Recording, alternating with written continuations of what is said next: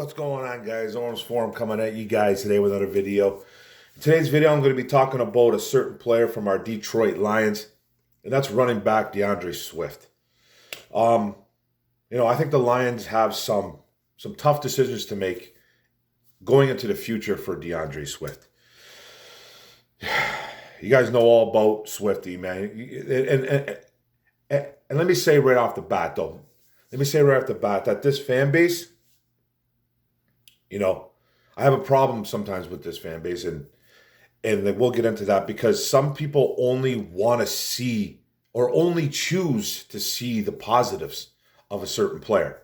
And that's all fun, and that's all, that's all good, and it's cute, and we can see the positives of a player, but a lot of people don't want to look at the big picture, and they don't want to see the flaws. They don't want to see, will he fit into the future? They only want to see the positives, and that's not a reality. It's really not a reality when it comes down to players. Now, with Swifty is a prime example of that. Right out of the gate, I'm going to say too, shout out to Jeff Risdon. He's a beat writer for the Lions. He has a podcast. He's on Lions Wire. It's a great article about DeAndre Swift. Go check it out. It's actually called DeAndre Swift and the Lions Approaching an Awkward Crossroads. And I like to get a lot of my ideas off of articles that guys like Jeff Risdon write. Not just Jeff Risdon, but other Detroit Lions podcasters, journalists, beat writers, all the above. And I love to kind of piggyback off that and talk about this article. This is a great article by Jeff Risdon. He comes out and he says, we all loved DeAndre Swift coming into 2022, and we all did. He was healthy. He was ready to rock and roll. He looked good, best shape of his life, et cetera, right? He was the perfect back for Ben Johnson's offense going into 2022. Week 1 proved that. Swift flew out of the gate for 144 yards on 15 carries. He also had a couple catches, like 3 catches for 31 yards. Then immediately following that football game, what happens? He goes on the injury report right away. DeAndre Swift were like, man, not again. He got an ankle problem, week 2 injury report right away. Eventually missing like 3 games. And dealing with the shoulder injury later on too in the season. So limited through practice pretty much since week 1. It's frustrating from a fan's perspective, and it's even more frustrating for coach's perspective, and it's even more frustrating for DeAndre Swift. And I'm not bashing DeAndre Swift here. I love DeAndre Swift. I like him a lot as a player. He's dynamic with the football in his hand. But it comes down to a couple things with him.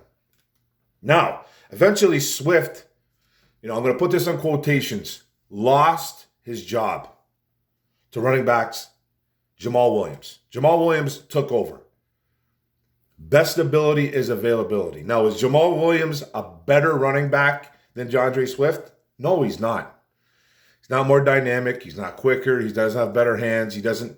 There's so many more things that DeAndre Swift is better at than Jamal Williams. But Jamal Williams is extremely reliable. And he's a good running back. He could probably start for a couple teams. He has started for us majority of the year. Now, he's not a dynamic back. He's not going to wow you with his physical attributes, but he's reliable. Extremely reliable. And he scored a bunch of touchdowns this year for us. Getting the tough yards, being a leader. That's exactly what teams look for in a running back or in a player in general. So we've even seen guys like Justin Jackson come in this year and take over. Craig Reynolds before he went down, another UDFA. So it's like you're seeing guys taking snaps, vulturing away touchdowns away from DeAndre Swift because he's not available. That's just what the facts are. Now, 3 seasons in now, we know what we're getting from DeAndre Swift. It's pretty much cut and dry what he is. He's a versatile running back with great burst that looks like a star at times. Really does. He looks like a star. Then you look at the other side of it, and he's a liability at times. Looking average, poor vision, and lacks that toughness that they're looking for in a running back. Goes down early, goes down a little bit easy, just not as tough as you want him to be.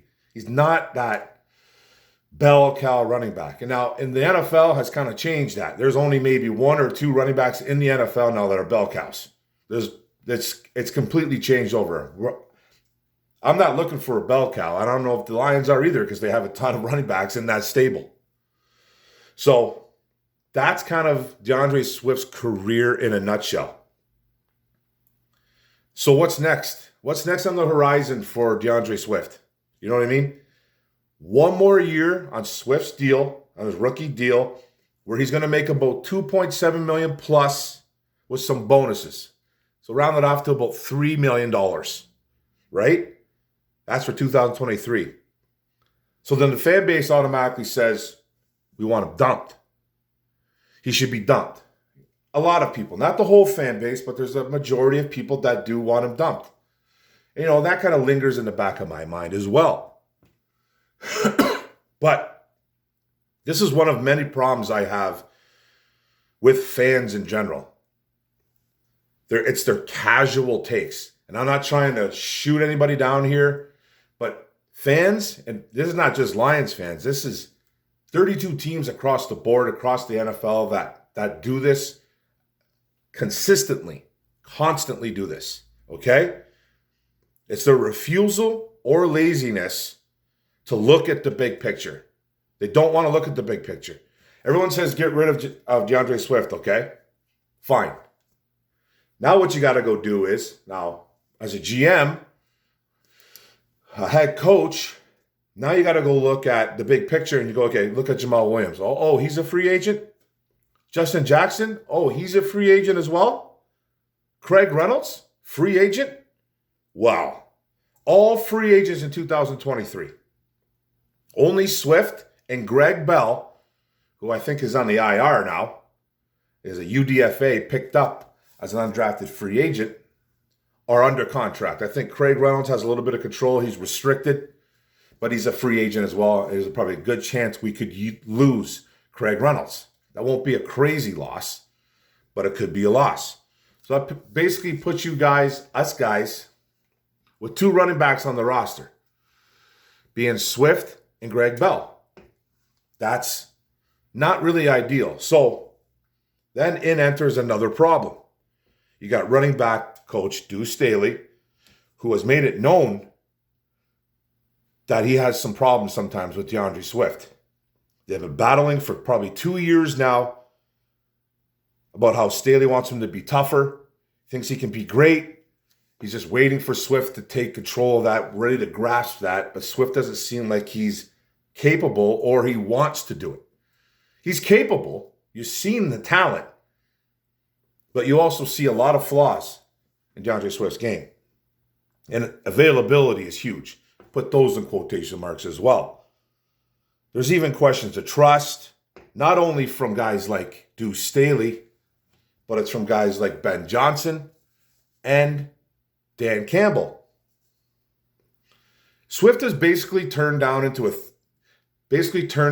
into a third down running back. Basically your Theo Riddick, if you will. And that's what Jeff Risdon puts in his article too. And I tend to agree. Now people were like, that's complete disrespect. Theo Riddick, if you know who Theo Riddick is or was, I'm sure you do. It wasn't that long ago. He was an excellent third down back for the Detroit Lions. Crazy good hands, ran good routes. I believe he was a wide receiver at Notre Dame in college. Turned into a running back when he came into the NFL. So he was a guy that Matt Stafford trusted a lot on third down. And would go to him quite a bit because he ran such good routes. Wasn't the biggest guy, but his hands were exceptional, and he ran good routes, and he was very reliable. Basically, Swift has kind of turned into that. Now, that's via injuries, trust, all the above. And that's on Swift. I'm not mad at Swift for getting hurt. That's just what he is. He gets hurt, he gets limited, he doesn't get as many reps. That's basically what he has been for 3 years. We know the talent's there, but the availability is the main thing. Now, say the Lions were to get rid of him. They would eat about $950,000 in dead cap, but free up about $1.7 million in cap space. Is that enough to make a move, you think? I don't think it really is. Jeff Brisson kind of said the same thing. He doesn't think it doesn't move the needle on making any significant move as of right now. So you're not going to flat out release him. You're not going to flat out release DeAndre Swift. You still have him on a 1-year deal for basically $3 million.